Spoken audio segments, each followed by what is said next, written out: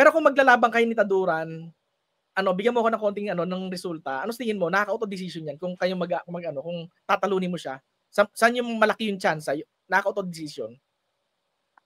Kung siya para sa akin, siyempre gusto niya i-knockout ako. Pero para sa akin, abutin na ng round kasi medyo malakas sa atin kaya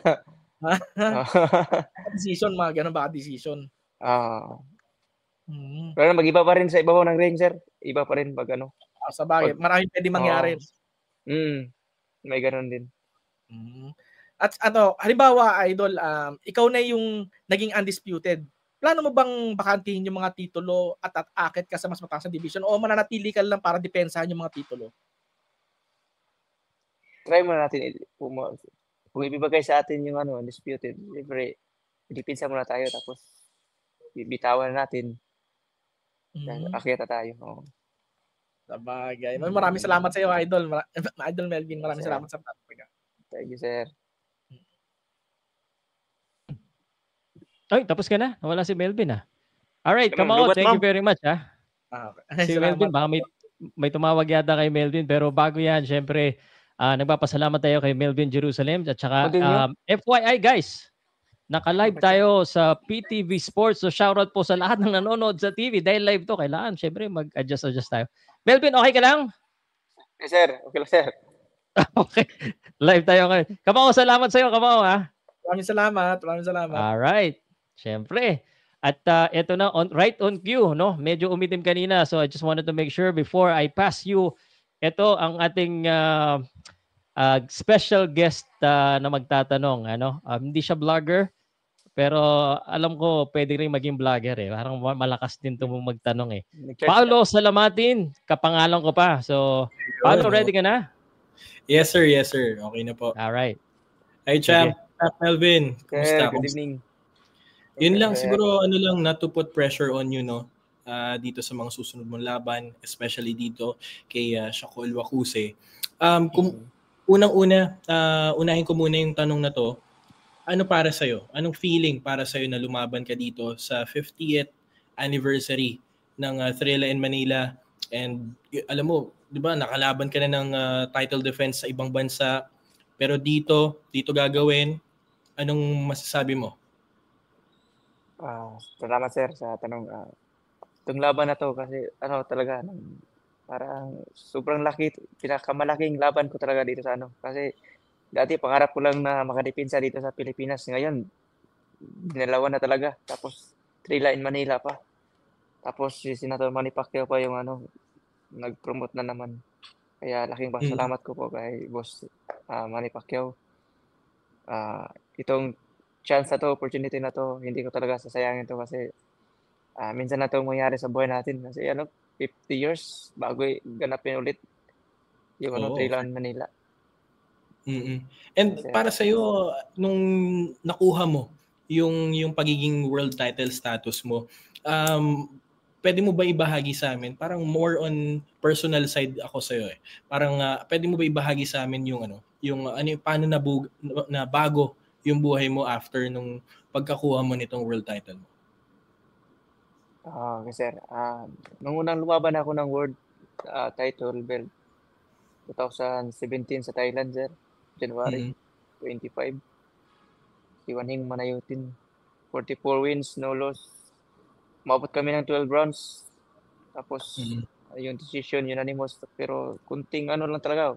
14-13, 50-13, 14-13 yung score. Sobrang dikit lang talaga, sir. Kaya na-controversial pa yun. Sa ALA pa ako dati. ALA promotion. Kaya yun, nabigyan ako ng break agad. At the age of 22, nabigyan ako ng World Championship. Kaya hindi pinalad sa atin.